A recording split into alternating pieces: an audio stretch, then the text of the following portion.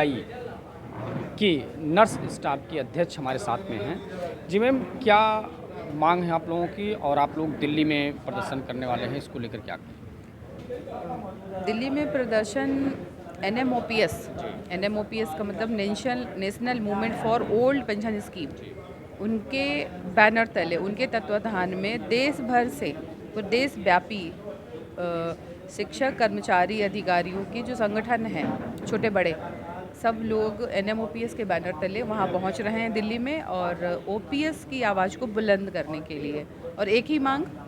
OPS, old pension scheme, क्योंकि आज कर्मचारी को ये पता है कि एनपीएस में उसका क्या नुकसान है। एनपीएस में नुकसान उसके भविष्य का नुकसान है। तो आज कर्मचारी जाग गया है, उसको पता है, इसलिए वो ओल्ड पेंशन स्कीम की जो मांग है और उसको जिस तरीके से एनएमओपीएस और बंधु जी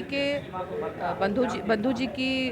उसमें जो उसको एनएमओपीएस ने जो ओल्ड पेंशन बहाली को जो एक नया आयाम दिया है, जिस रूप में आज रखा है, देशव्यापी उसको आंदोलन के रूप में उन्होंने पहुंचा दिया है। उसके लिए आज देश भर से जिस तरह से सारे संगठन, कर्मचारी, अधिकारियों की जो यूनियंस हैं पहुंच रही हैं उनका समर्थन करने के लिए, उसी तरह से हमारा nursing staff association SGPGI Lucknow भी जा रहा है एनएमओपीएस के समर्थन में ओल्ड पेंशन बहाली के लिए अपना दावा प्रस्तुत करने। क्या नाम है पूरा आपका? लता सचान। लता साहब। हाँ जी, मैं लता सचान, प्रेसिडेंट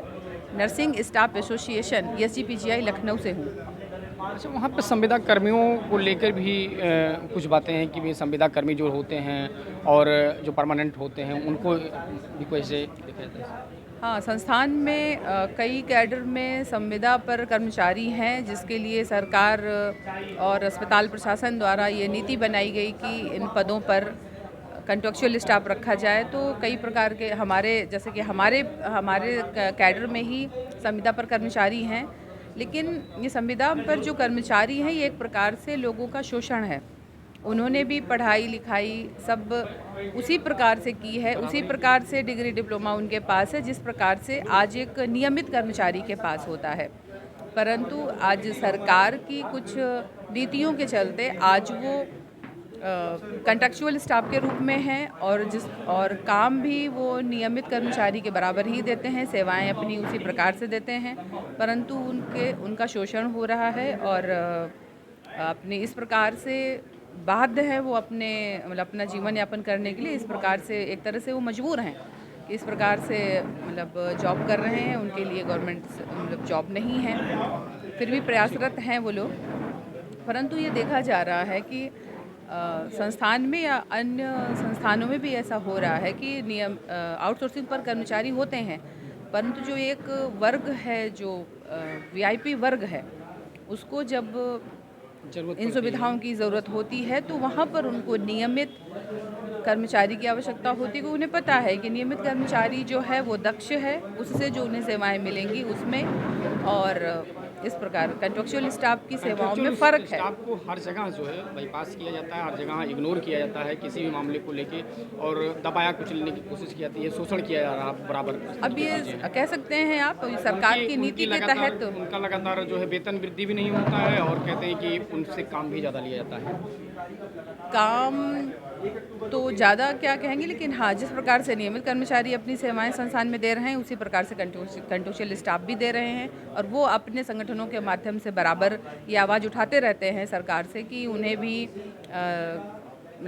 सबके हाँ रेगुलर किया जाए, और रेगुलर कर्मचारियों के बराबर ही उन्हें भत्ते और सुविधाएं दी जाएं।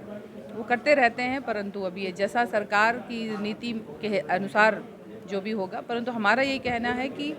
जो देश में जो ये ठेका प्रथा और जो एनएमओपीएस के द्वारा जो ये कहा जा रहा है ओल्ड पेंशन स्कीम के साथ में कि निजीकरण देश से हटाया जाए, उसके तहत हम भी ये कहते हैं कि उसी की देन है, निजीकरण की देन है कि आज जो ये देश में जो हो रहा है, और एक शोषण किसका हो रहा है, हमारे और आपके भाई बहन का ही शोषण हो रहा है, पढ़े लिखे लोगों का शोषण है। तो हालांकि आज समय बदल चुका है, और शिक्षक, कर्मचारी, अधिकारी, ये वर्ग पढ़ा लिखा प्रबुद्ध वर्ग है समाज का, जो आज अपने अधिकारों के लिए 1 अक्टूबर को एनएमओपीएस के बैनर तले अपनी मांगों को मांगों के लिए अपनी रामलीला मैदान नई दिल्ली में 1 अक्टूबर को अपनी जोरदार उपस्थिति देने जा रहा है।